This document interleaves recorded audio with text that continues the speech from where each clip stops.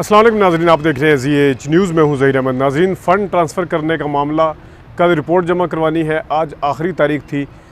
Cabinet ने मंजूरी दी है, उसके बाद ये चाल क्या चलने की कोशिश कर रहे हैं, हो क्या रहा है, इसके ऊपर बात करेंगे।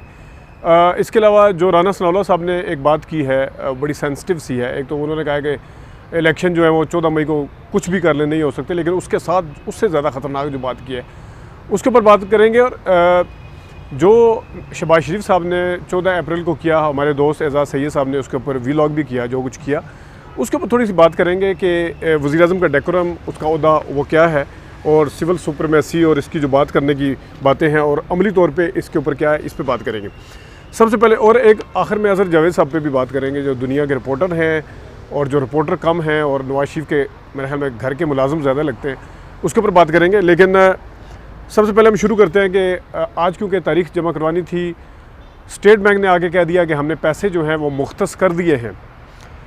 अब ये पैसे निकलवा जो है वो हुकूमत सकती है, मुख्तस हमने कर दिए, निकलवाए नहीं जा सकते। जो एक्टिंग गवर्नर हैं स्टेट बैंक की उनको कहा गया है। इस तरीके से उन्होंने अपनी जान भी शायद छुड़ा ली है ताकि सुप्रीम कोर्ट ज़्यादा पूछ परतीत ना करे। लेकिन देखते हैं कि इसके ऊपर अदालत रिएक्शन क्या देती है। लेकिन बहरहाल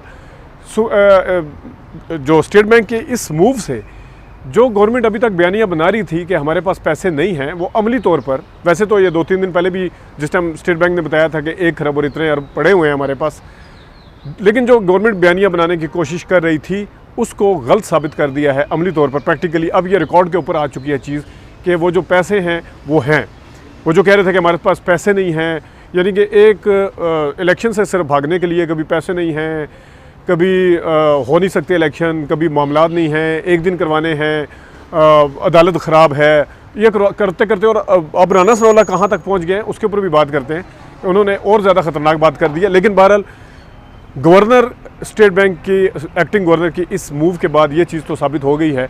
और उसके साथ ही जो तरक्याती फ़ंड 1 खरब के पता नहीं कितने के वो रिलीज़ किए गए हैं, फिर वो इलेक्शन कमीशन के भी आपने देखा होगा, चीफ इलेक्शन कमीशन के 10 करोड़ की तज़यीन आराइश होगी। ये पता नहीं मजाक उड़ाया जा रहा है कि हम हर जगह पैसे देंगे, जहाँ ज़रूरत नहीं भी होंगे देंगे, लेकिन हम आपको इलेक्शन लड़ने के लिए पैसे नहीं देंगे। ये शायद एक मैसेज दिया जा रहा है। लेकिन बहरहाल अब हुआ क्या कि काबीना ने मंजूरी दे दी है कि ये जो फ़ंड है इनकी फराहमी की जाए, लेकिन इसके अप्रूवल के लिए ज़ाहिर है फिर ये पार्लियामेंट में भेज दिया गया है। अब ये बेवकूफ़ किसको बनाया जा रहा है, क्योंकि पार्लियामेंट के अंदर कितनी जमातें हैं, वो सब की सब जमातें किसी न किसी सूरत में कैबिनेट में शामिल हैं। जो 80 से ऊपर का नंबर है काबीना का, तो जो इस वक्त पार्लियामेंट में एक जमात है जो मुल्क की सबसे बड़ी जमात है, वो इस वक्त नहीं है। इलेक्शन का जो मुतालबा है वो किसका है, वो उस जमात का है, PTI का। पीछे बचती हैं जमातें, वो सारी की सारी हुकूमत में शामिल हैं। और हुकूमत में अगर नहीं भी शामिल तो कोई भी फ़ैसला जो है वो उसमें आपको एक इख्तलाफ बिल्कुल भी नज़र नहीं आता। जिस तरह वैसे तो स्पीकर कौमी असम्बली आज राजा शरीफ कहीं पे कह रहे थे कि हुकूमत में या पार्लियामान में डिवाइड होना चाहिए, तकसीम होनी चाहिए, लेकिन यहाँ पे अदालत में तकसीम नज़र आ रही है, अदालत में तकसीम नहीं होनी चाहिए। लेकिन वैसे उनकी इत्तला के लिए अर्ज़ है, जब कोई फ़ैसला आता है तो इख्तलाफी नोट जब दिया जाता है तो वो वहाँ पे भी तकसीम होती है। लेकिन आपने जो पहली बात की है वो कम से कम आप कहीं पे तो साबित कर दें कि पार्लियामेंट में कोई एक ऐसा सेगमेंट है या ऐसा हिस्सा है जो किसी भी आपके फ़ैसले से इख्तलाफ करता हो। राजा रियाज साहब हैं, वो आपके टिकट लेने के लिए तरस रहे हैं, और कभी इमरान खान साहब की अब दोबारा से मिन्नतें सुना शुरू कर दिया। लेकिन बहरहाल ये है, पार्लियामान में वो सारी जमातें हैं। पॉइंट ये है कि जब पार्लियामान के अंदर वो सारी कैबिनेट वाली जमातें हैं तो फ़र्क क्या है। काबीना ने मंजूर कर दिया है, पार्लियामान उसको मंजूर नहीं करेगी, तो ये फ़र्क क्या है, कहाँ से आके क्या आप मैं एक मिसाल देता हूँ कि अगर बिलफर्ज पीपल्स पार्टी के जो चीदा वज़ीर हैं वो काबीना का हिस्सा हैं, जब वो फैसला कर रहे हैं कि इनको फ़ंड की फराहमी करनी चाहिए, तो कौन सी ऐसी क्या वो जिनको आपने इस काबिल भी नहीं समझा कि उनको वज़ीर समझा जाए। वैसे पार्लियामान की अपनी जगह पर पार्लियामान की जो वक़्त है वो भी मैंने आपको पहले बता दिया, इस वक्त एक जमात है ही नहीं है। लेकिन मेरा एक सवाल है कि क्या पार्लियामान के उन लोगों की ज़्यादा हिम्मत है इनसे काबीना के, क्योंकि काबीना देखें पार्लियामान किससे बनती है, एक अपोजिशन से और एक हुकूमती पार्टी से। अपोजिशन तो वहाँ पे है ही कोई नहीं। अब आज आगे होती है काबीना में तो सारी जमातों ने कह दिया कि फंड फराहम किया जाए, तो पार्लियामान में वही वाली जमातें, ये क्या किस किस्म की खेल खेले जा रहे हैं। एक तो ये जो है आपके सामने नुक्ता है। दूसरा, राना सनाउल्लाह साहब ने एक तो ये कहा है कि 14 मई को कुछ भी कर लें इलेक्शन नहीं होगा, ठीक है। और अब यानी कि वो ढिठाई पे आ गए, अब कोई बहाना नहीं है। अब ये बहाना नहीं है कि फ़ंड नहीं है, अब ये बहाना नहीं है कि फ़लानी चीज़ नहीं है, फ़लाना नहीं है, ये नहीं है। अब सीधा सीधा ढिठाई पे आ गए। पहले तो बहाने थे, कोई ना कोई जस्टिफिकेशन थी, लेकिन अब वो सीधा सीधा, खैर ये एक अलग इशू है। जो राना सनाउल्लाह साहब ने बहुत ख़तरनाक बात की है, पहले जिस तरह कहा जा रहा था कि फ़ंड नहीं है, फ़ंड का भी मैंने आपको बता दिया। अब उन्होंने एक और ख़तरनाक बात कर दी है। सोचेंगे अगर ये अपोजिशन लीडर करते तो उनके साथ क्या होता। उन्होंने कहा जी हमारी सिक्योरिटी इदारे जो हैं वो सिक्योरिटी ही फराम नहीं कर सकते, यानी कि हमारे इदारे जो हम हर वक्त बताया जाता है हमें कि दुश्मन को हम इधर हमलावर नहीं होने देंगे और ईंट का जवाब पत्थर से दिया जाएगा और फलाना काम किया जाएगा, हर तरह की सूरत हाल से हम निपटने के लिए तैयार हैं, एमरजेंसी के लिए तैयार हैं, हर चीज़ के लिए तैयार हैं। तो सिटिंग वज़ीर दाखिला ये कह रहे हैं, इस पर तो बाकायदा पूछ प्रतीत होनी चाहिए, क्योंकि ये इदारों के ऊपर बात आ रही है कि हमारे सिक्योरिटी इदारे सिक्योरिटी ही फराम नहीं कर सकते। ये बहुत ही ख़तरनाक किस्म का इल्ज़ाम है। ये बात अगर इमरान खान साहब या कोई ऐसा अपोजिशन लीडर या अपोजिशन पार्टी का करता तो इस वक्त उनके ऊपर गद्दारी के मुकदमे भी हो चुके होते, इस टाइम नोटिस भी लिए जा चुके होते, इस टाइम मीडिया का मखसूस ग्रुप जो है वो मुंह से झाग भी निकाल चुका होता और उसके बाद दोबारा फ्रेश होकर झाग निकालने की कोशिश कर रहा होता। लेकिन वज़ीर दाखिला साहब हैं, कोई पूछने वाला नहीं है, उनका बयान ऐसे अननोटिस चला जाएगा। वज़ीर दाखिला कह रहे हैं और कोई नहीं कह रहा है। ये जिनका काम सिक्योरिटी के ऊपर नज़र रखना है, उनके बयान का एक मतलब और मकसद होता है।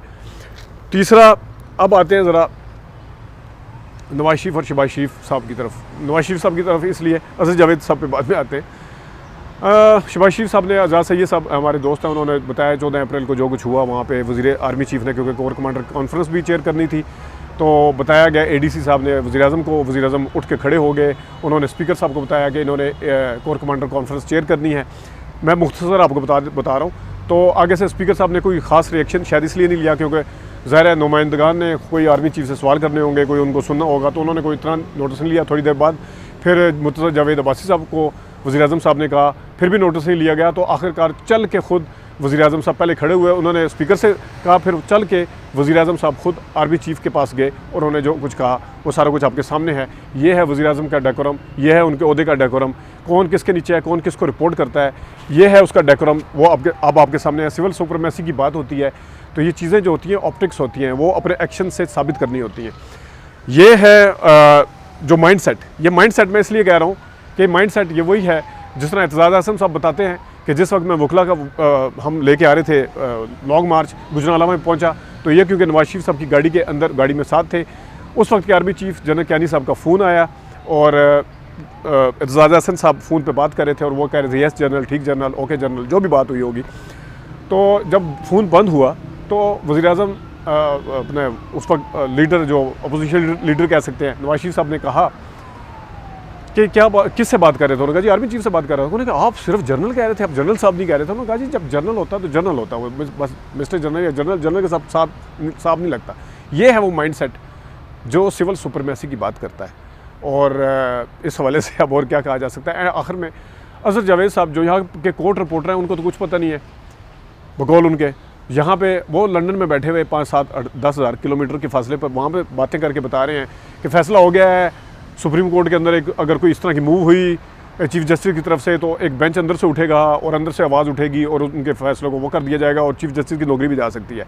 अब ये वो वहाँ पे बैठ के कह रहे हैं। ये वो असद जावेद साहब हैं जो सुबह शाम मक्का और मदीना की तस्वीरें लगा रहे हैं कि नवाज शरीफ साहब ये वतुज़ुमंतशा वतुज़िलुमंतशा। घर से वो जब लंदन से निकले थे तब से वो ये है, रिपोर्टर का काम रिपोर्ट करना होता है, ना कि किसी सिंगल की एक्टिविटी को सारे दिन मॉनिटर करके ट्विटर के ऊपर डालना होता है। ये रिपोर्टर का काम नहीं होता, ये सहाफ़ी का काम नहीं है, ये किसी घर के मुलाजिम का, किसी MPA का, किसी MNA तक का, हालांकि उनका भी नहीं होते, वो भी अवामी नुमाइंदे हैं, इस हद तक तो उनको भी नहीं जाना चाहिए। लेकिन बहरहाल चलें, पार्टी का टिकट लेने होते हैं, उनके काम हो सकते हैं, ये और किसी का काम नहीं हो सकता।